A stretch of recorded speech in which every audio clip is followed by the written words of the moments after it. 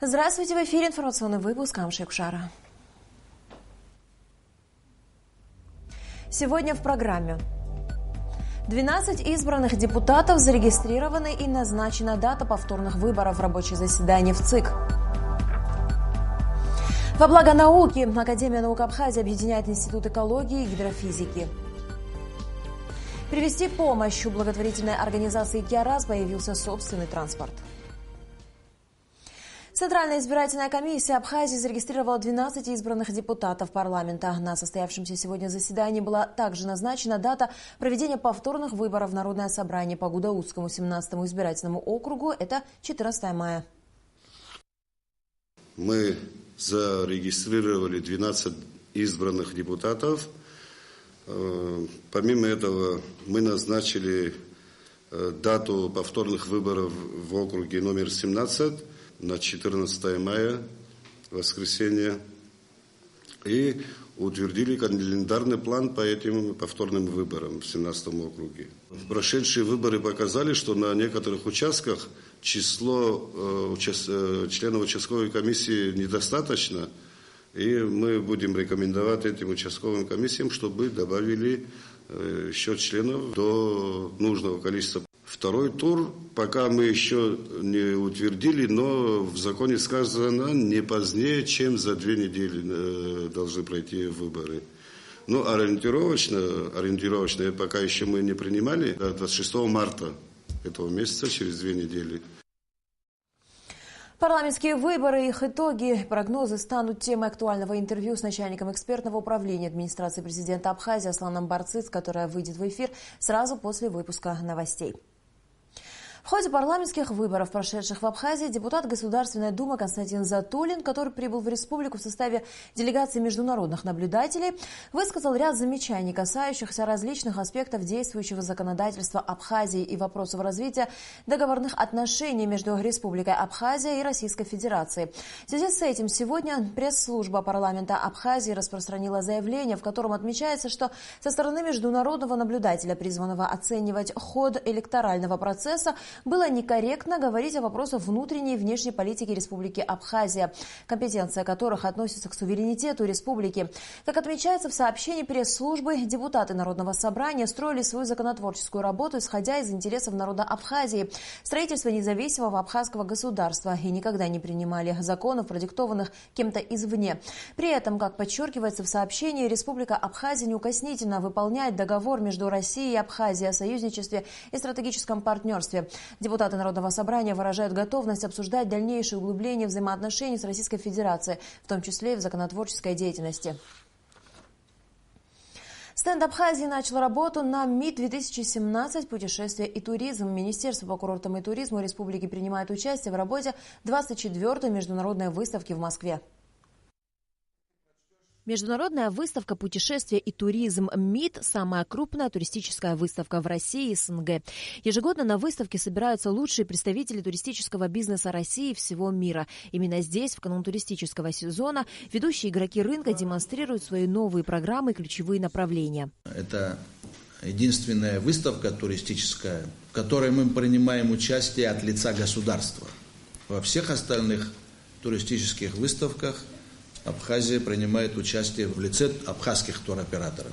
В состав делегации Абхазии вошли 20 человек. Работники Министерства по курортам и туризму, туроператоры, а также представители ТПП Абхазии и Национальной туристической компании. В этом году, в отличие от в прошлом году наш павильон был похож на колоннаду, которая есть в Гаграх. А в этом году наш павильон похож на это место, которое называют Брехаловка. Колонны очень красивые, и мы получили место в центре этой международной выставки. В выставке принимают участие более 80 стран ближнего и дальнего зарубежья. На павильоне абхазской делегации выставлена рекламная продукция, журналы, буклеты и брошюры с полной информацией о гостиничных комплексах и подробным описанием туристических маршрутов страны. Это, безусловно, хороший шанс для Абхазии, как для курортной страны, привлечь как можно больше туристов.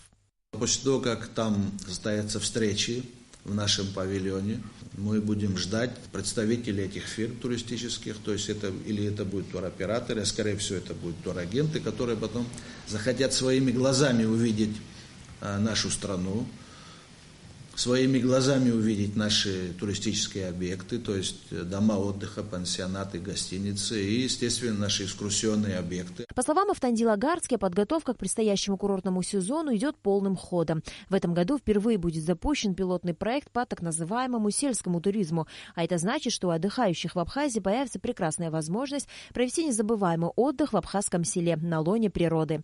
На начальном этапе туристы будут размещены в частном секторе, но в перспективе строительство коттеджей. Также идет работа по обучению экскурсоводов, коих на данный момент зарегистрировано около 500.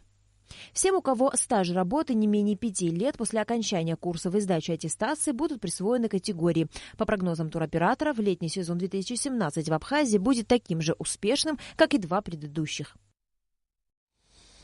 В эти дни идет процесс слияния Гидрофизического института и Института экологии согласно решению Академии наук Абхазии.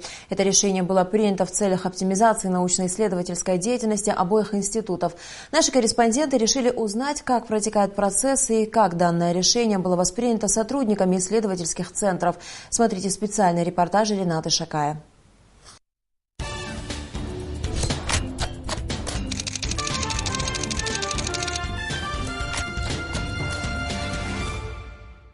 Гидрофизический институт в Абхазии был создан в конце 40-х, начало 50-х годов прошлого века, спустя менее чем через 10 лет после Второй мировой войны. В то время укрепление обороноспособности Советского Союза было приоритетным. Таким образом, и научная станция на окраине Сухума, по сути, являвшаяся филиалом Московского акустического института, также работала на укрепление обороноспособности Союза.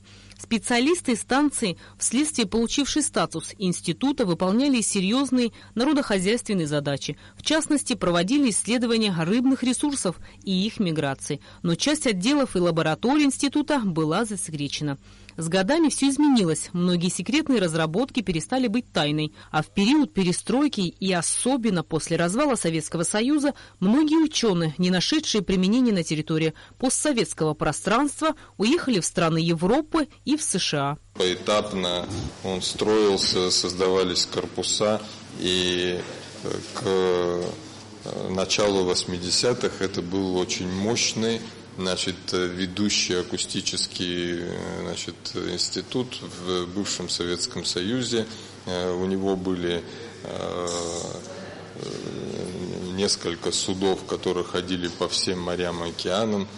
Люди дрейфовали на льдинах в Северном Ледовитом океане, вели исследования кругосветных путешествиях. Такие огромные возможности были у этого института. К сожалению, в настоящее время Гидрофизический институт, обладающий такой огромной историей, таким большим вкладом в науку, он оказался сегодня не востребован. Одним словом, работа института изменилась. Если раньше большая часть тем имела оборонную направленность, то сегодня на первом плане экологические и народохозяйственные задачи. А институт экологии сформировался в недрах Гидрофизического института, и началось это еще в 1999 году. В 1999 году было принято решение о создании в Гидрофизическом институте отдела экологии. И отдел экологии, постепенно вырастая, обретая силу, привлекая новую тематику, новых сотрудников, он сегодня оказался более востребован. И в целях спасения и сохранения потенциала Гидрофизического института, его научных сотрудников, было принято решение слить это оба института. Слияние двух институтов позволит сохранить уникальный научный коллектив, расширить возможности института, в частности, углубить научные исследования, придать им мощный импульс, уверены специалисты. Мы находимся в состоянии объединения двух институтов, объединения двух коллективов самым таким бесконфликтным способом ради главной задачи – сохранения уникальных коллективов. В Институт экологии вольется большое научное подразделение с расширенной и наполненной лабораторной базой, ценные специалисты со своими идеями, с готовым механизмом их реализации. На тот момент, когда мы проводили съемку, сотрудниками ставился эксперимент. Ряд проектов Гидрофизического института экологии, они были уже смежными. То есть Институт экологии очень активно внедряет цифровые технологии. И одним из ключевых моментов для нас это запись данных в цифровом виде и хранение их на сервере. Для того, чтобы собрать большие базы данных погодных и морских измерений, то есть вообще измерений в целом.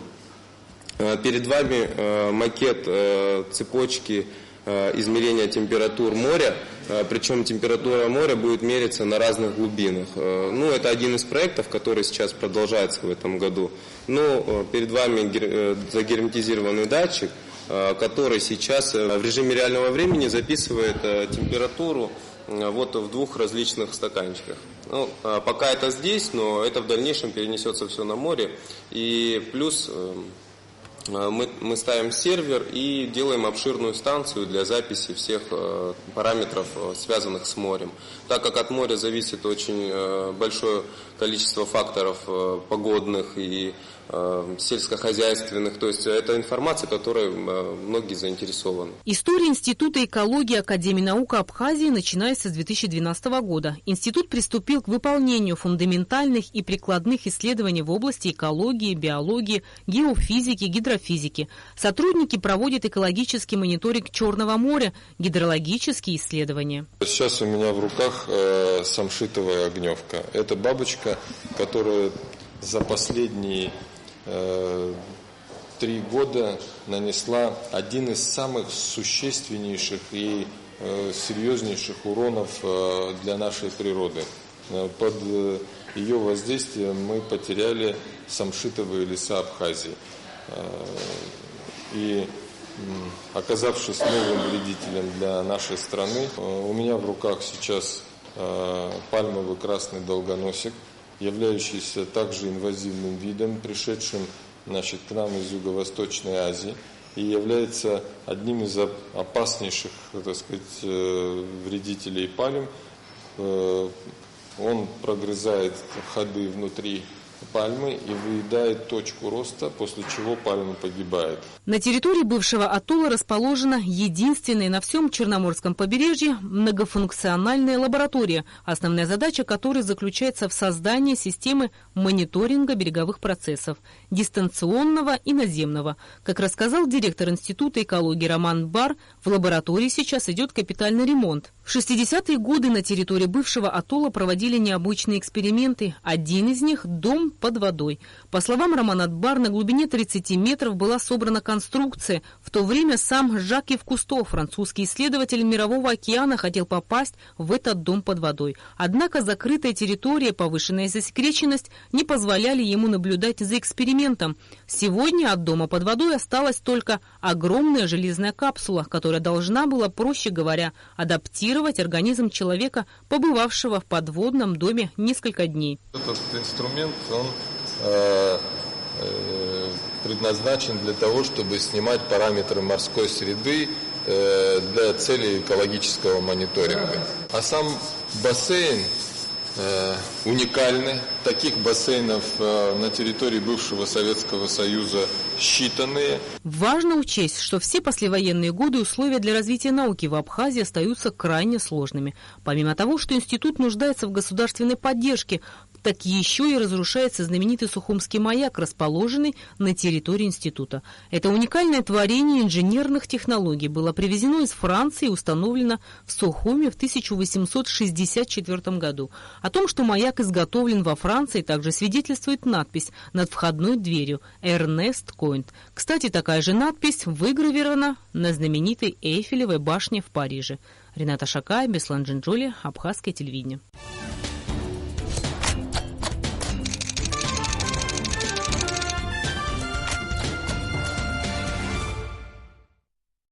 Продолжается ликвидация последствий шторма, имевшего место в Гагре 3 декабря прошлого года. Генеральный директор государственной компании «Апснергылара» Тимур Ткибучава с подведомственными подразделениями проинспектировал ремонтно-восстановительные работы на набережной, где была разрушена берегоукрепительная стена. Серьезно пострадали водопроводные коммуникации.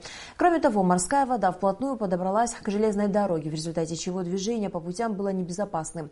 По поручению правительства ремонтные работы ведутся одновременно на 3 участках общей протяженностью протяженностью около 400 метров. Также осмотрены 2 участка у Гагарской водонасосной станции номер 2 и санатория «Кавказ», защитные стены которых также были повреждены стихией.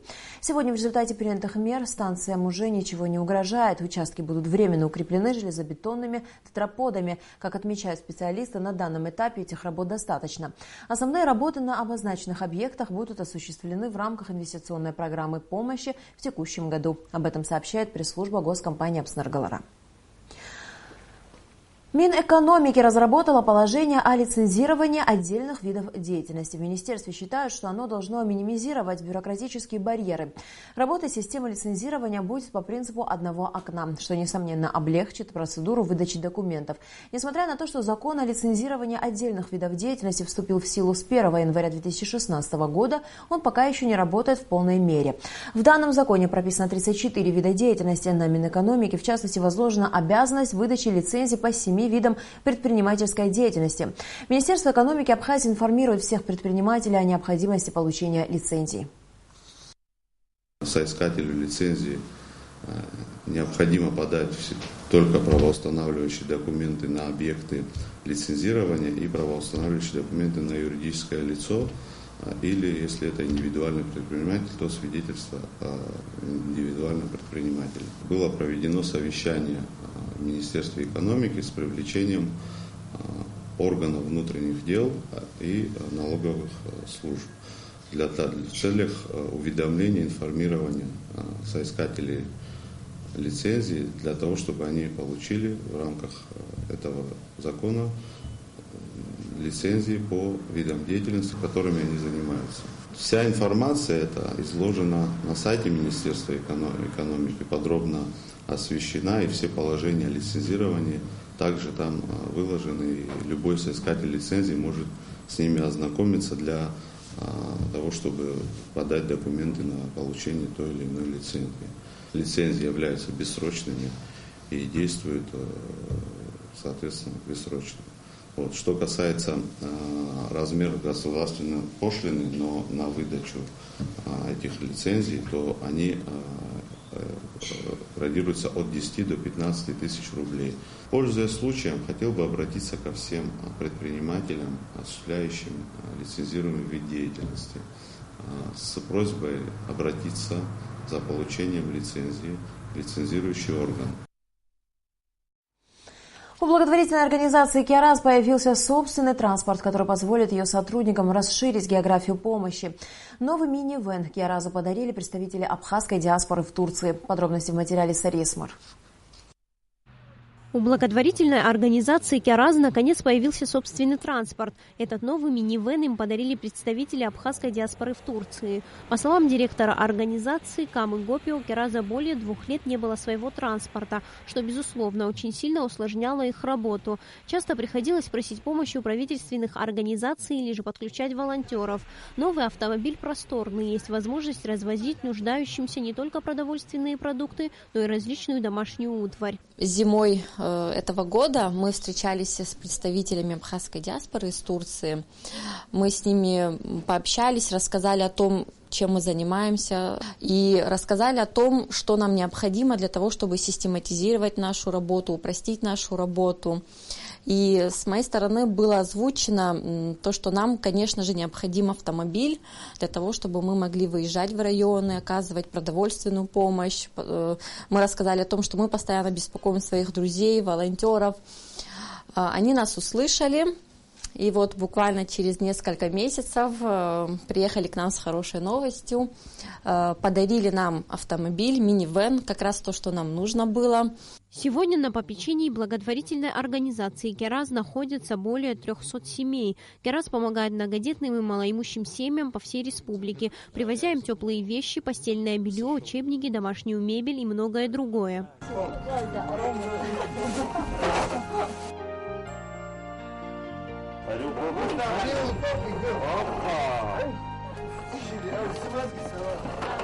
В основном, конечно, это Ачимчирский район, но сейчас мы начали работу в Гудаутском районе, мы работаем и по Тхорчальскому району, Гулрыбский, Сухумский район, естественно, тоже по этим районам ведется работа. Мы вышли на систематический уровень, мы оказываем продовольственную программу. Сейчас у нас 10 семей, к сожалению, мы не можем охватить все семьи, поскольку средств на это тоже не хватает, но это опять-таки новый этап в нашей организации.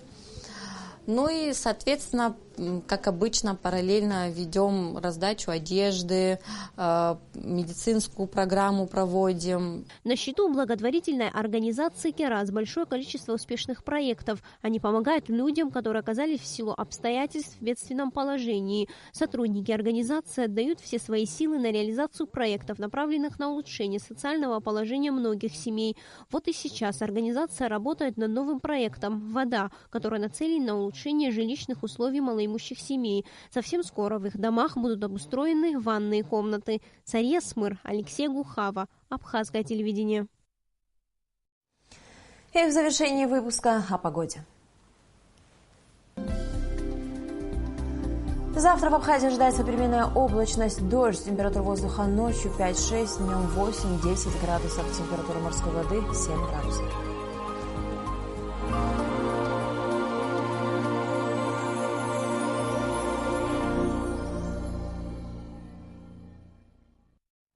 На этом наш выпуск завершен. До скорых встреч в эфире.